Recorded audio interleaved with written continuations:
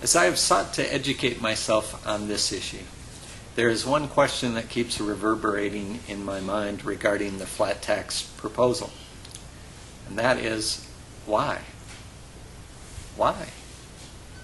What is the purpose of this proposal?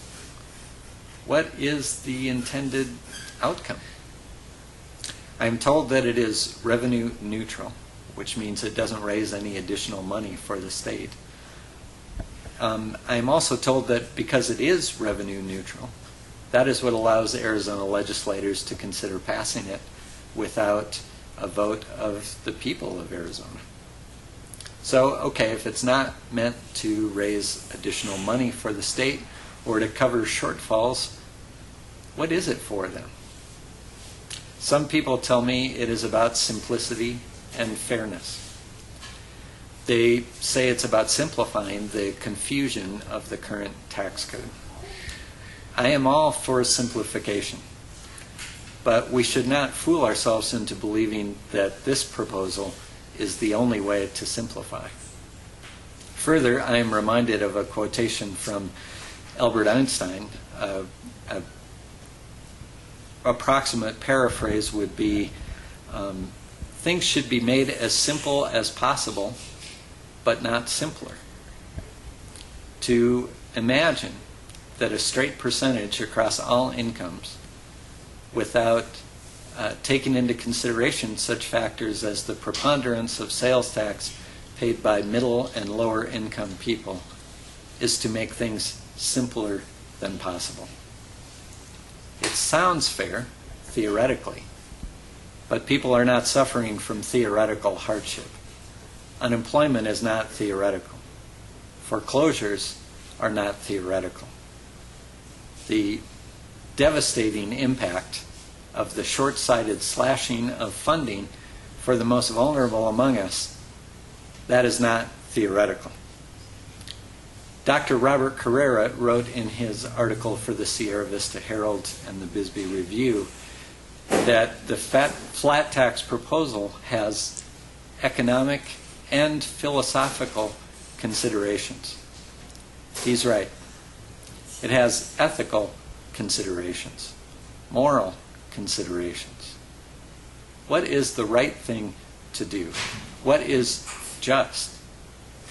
What actions would support the highest values that we hold in this nation? One of the most creative justifications of the flat tax that I have heard is that it would promote civic engagement. The lowest income people who don't presently pay tax because of the standard deduction would be inspired to be more active in government because they would now pay a percentage of their already low income. It is interesting to me that if Arizona legislators are concerned with civic engagement, that they don't allow the public to vote on this flat tax proposal issue. It is further interesting that though the call has gone out to churches and charitable organizations to pick up the slack in helping needy people when government funding has dried up, that this proposal would actually remove the deduction for charitable donations. A disincentive. It is also interesting to me that the incentive suggested for lower income people has to do with taking money from them, while all of the incentives that I hear about regarding the wealthiest Americans, businesses, corporations, have to do with giving money to them. Yes, there are ethical and moral considerations. How do we respond to those who are most in need? How do we support those who are struggling? How do we encourage and support those people who want to help people who are struggling?